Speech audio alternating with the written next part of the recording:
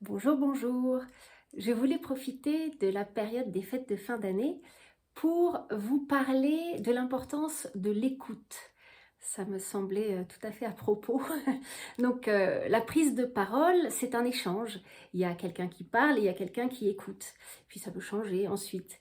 Mais deux personnes sont là, deux personnes sont activement engagées dans le process. Et parfois vous êtes la personne qui parle, parfois vous êtes la personne qui écoute et chacun respecte le moment de l'autre. Euh, En tant que personne qui parle, vous êtes aussi à l'écoute. Par exemple, si vous parlez devant un groupe, vous êtes aussi à l'écoute de ce que vous renvoie le groupe. Vous êtes aussi, vous lisez en quelque sorte l'énergie du public pour voir si peut-être, alors là, clairement, tout le monde s'endort, il faut que je donne un peu plus d'énergie, ou au contraire, les gens n'ont pas l'air d'avoir compris, il faut que j'explique un peu mieux, etc. Vous êtes à l'écoute des gens qui sont à votre écoute. Vous êtes aussi, à certains moments, quelqu'un simplement qui fait partie justement de ce public. Et à ce moment-là, qui êtes-vous? Quelle est votre capacité d'écoute? Est-ce que vous réussissez à rester vraiment concentré, à rentrer dans ce que vous raconte la personne en face?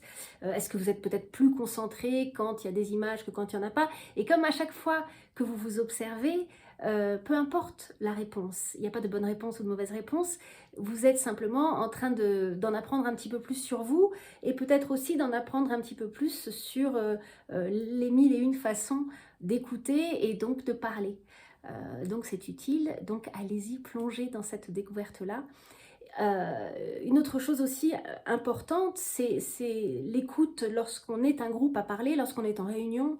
Euh, cette capacité à d'abord écouter l'autre jusqu'au bout, respecter son temps de parole, mais aussi suivre en quelque sorte la dynamique de la discussion, parce que dans certaines discussions un peu houleuses, un peu rapides, il faut réussir à rentrer au bon moment, et pour ça, il faut être à l'écoute du rythme et pas se laisser surprendre pour être vraiment réactif et vraiment dedans.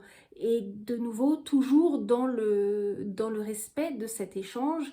À un moment j'écoute, à un moment je parle et réciproquement. Et puis la dernière chose que je voulais souligner, enfin deux dernières choses. La première, c'est l'écoute de soi, puisque en plus c'est le moment propice en ce moment avec l'arrivée de l'hiver où vraiment on n'a qu'une envie, c'est de se replier sur soi et le passage du calendrier à la nouvelle année.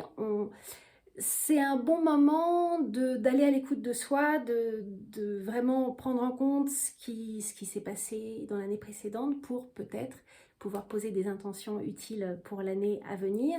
Et puis la dernière chose, donc pour revenir à ces histoires de fêtes de fin d'année, justement, tout ça, ça m'est venu d'espèces de vision de dîner houleux où personne n'écoute personne et où ça vaut vraiment pas la peine d'essayer de parler. Et donc, de, de savoir aussi quand économiser son énergie. Il y a des situations où clairement c'est n'importe quoi, personne s'écoute, ça sert à rien. Dans ces moments-là, peut-être simplement se taire ou faire autre chose, dessiner sur un tableau ou partir peut-être, je ne sais pas, mais savoir aussi quand l'écoute n'est pas là, tout simplement. Donc je vous souhaite de jolies fins d'année avec beaucoup d'écoute et beaucoup de belles paroles et je vous dis à bientôt.